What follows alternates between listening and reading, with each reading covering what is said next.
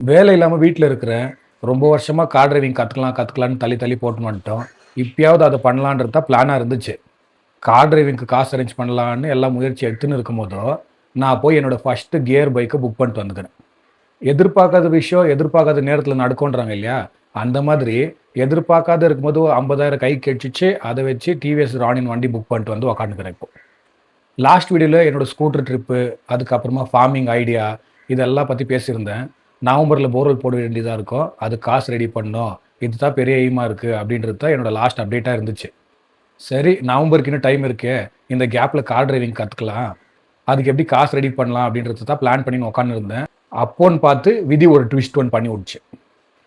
எனக்கு ரொம்ப வேண்டியவங்க ஒருத்தர் வந்து 50,000 என் கையில குடுத்துட்டு, "நீ போய் ஒரு நல்ல கியர் வண்டி வாங்கிக்கோ. ரீசென்ட்டா உன்னோட வீடியோஸ் எல்லாம் பார்த்தேன். நீ வந்து ஃபார்மிங் பண்ணலாம். அதுக்கப்புறம் ஊருக்கு போறதுக்கு ஒரு நல்ல வண்டி தேவைப்படும்." அப்படின்ட்டு பேசுறது எல்லாத்தையும் பார்த்தேன். அதனால தான் இந்த காசு எடுத்துன்னு வந்து உன்கிட்ட குடுக்குறேன்.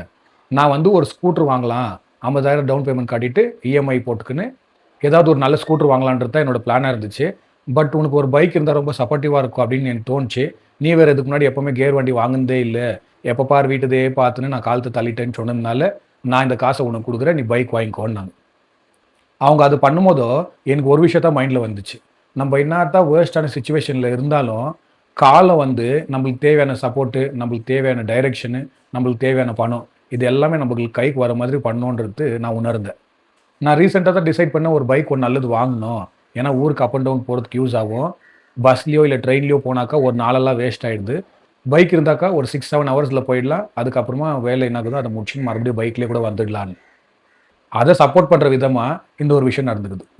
அவங்க நெனச்சிருந்தா அந்த ரூ. 50,000 எடுத்துன்னு போய் டவுன் பேமெண்ட் கட்டிட்டு, அவங்களுக்கு தேவையான ஸ்கூட்டர் வாங்கின்னு, இஎம்ஐ கட்டிட்டு குளோஸ் பண்ணின்னு போயிருக்கலாம். பட் ஆனா அவங்க அது பண்ணல.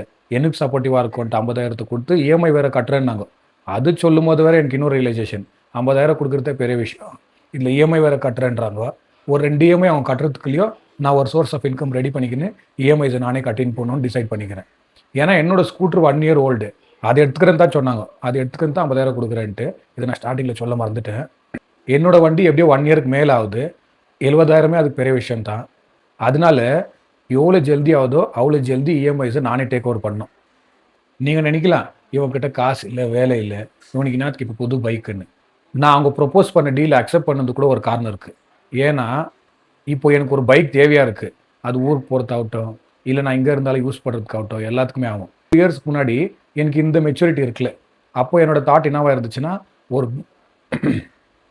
ஒரு நல்ல பைக் வாங்கணும். அது யார்கிட்டயுமே இருக்கக்கூடாது. நம்மகிட்ட தான் இருக்கணும். அந்த மாதிரி ஒரு தாட்ல ஹார்லி டேவிட்சன் வாங்கலாம்னு நெனச்சேன். அப்போ எனக்கு ஒரு 22 இயர்ஸ் இருக்கும். துபாய்ல இருந்தேன். ஆனா அத நான் வாங்கல. ஏன்னா வீட்ல யூஸ் பண்றதுக்கு யாரும் இல்ல. நம்ம 6 மந்த்ஸ்க்கு ஒரு வாட்டி தான் வருவோம். அப்புறம் வண்டி வேஸ்ட் ஆயிடும் அப்படின்றதுனால வாங்கல. பட் அது பண்ணது கூட ஒரு விதத்துல நல்லதாச்சு. இல்ல அங்க ஒரு 5, 6 லட்சம் வேஸ்ட் பண்ணியிருந்துக்குவேன். இதுலயும் கவனிச்சீங்கன்னா, எனக்கு எப்போ தேவையோ அப்பதான் பைக்கும் என்னோட வாழ்க்கையில வருது. அதாவது ஃபர்ஸ்ட் கியர் பைக்கு என்னோட வாழ்க்கையில வருது. சரின்னு நானும் என்ன பண்ணேன், அந்த 50,000 எடுத்துன்னு போயிட்டு ஒரு 3 வண்டி செக் பண்ணேன். Yamaha XSR 155, அதுக்கப்புறமா Hunter 350, அதுக்கப்புறம் டிவிஎஸ் ரானின். என்னோட தாட் என்னவா இருந்துச்சுன்னா, ஒரு 2லேருந்து 2.5க்குள்ள தான் இருக்கணும் வண்டி. அதுவும் இஎம்ஐ அமௌண்ட் சேர்த்து. அதாவது இன்ட்ரெஸ்ட் அமௌண்ட் சேர்த்து 2.5க்குள்ள இருக்கட்டும்னு தான் பிளான் பண்ணேன். ஆனாக்கா Hunter வாங்க போனாக்கா, எப்படி பார்த்தாலும் அது ஒரு 2.5க்கு மேல போற மாதிரி இருந்துச்சு. அதுக்கப்புறம் எக்ஸ்எஸ்ஆர்க்கோ, டிவிஎஸ் ரானின்க்கோ கம்பேர் பண்ணும்போது, ரானின்ல நிறைய ஃபீச்சர்ஸ் இருந்துச்சு. அது கொஞ்சம் யூஸ்ஃபுல்லா இருக்கிற மாரி தோணுச்சு. அதனால அத புக் பண்ணிட்டேன். எப்படி பார்த்தாலும் ஒரு 30,000, 40,000 இன்ட்ரெஸ்ட் கட்ட தான் போறேன் அந்த வண்டிக்கு கூட. ஆனாக்கா இப்போ அந்த கில்ட் ஃபீல் இல்ல. ஏன்னா, இந்த பைக் தான் எனக்கு யூஸ்ஃபுல்லா இருக்கும்ன்றது தான் எனக்கு பெருசா தோணுதே தவிர, 30,000, 40,000 இன்ட்ரெஸ்ட் கட்ட போறோமே, வேஸ்ட் தானே அப்படின்ற தாட் இல்ல. நம்ம ஒரு விஷயத்த ஒரு சாட்டிஸ்ஃபேக்ஷனோட வாங்குனாக்கா, நம்ம வந்துட்டு அத ரிக்ரெட் பண்ண மாட்டோம்ன்றத நான் இப்போ உணர்ந்தேன். இன்னொரு விஷயத்த நான் ரியலைஸ் பண்ணேன். நான் ஏர்ன் பண்ணின்னு இருக்கும்போதோ, என் வாழ்க்கையில ஒரு கிளாரிட்டி இருக்குல்ல. நான் எந்த பாத்ல போணுன்றது எனக்கு தெரியல. இந்த மாதிரி இருந்துச்சு. வேலைக்கு வருவேன், சாப்பிடுவேன், இருக்கிற காச செலவு பண்ணுவேன். இப்போ என்கிட்ட வருமானம் இல்ல. ஆனா என்கிட்ட கிளாரிட்டி இருக்கு. எந்த டைரக்ஷன்ல போணும்னு டிசைட் பண்ணியிருக்கேன். ஒரு விஷயத்துக்கு அப்புறமா ஒரு விஷயம் கனெக்ட் ஆயின்னே இருக்கு. ஃபர்ஸ்ட்டு ஃபார்மிங் பண்ணலான்னு டிசைட் பண்ணேன்.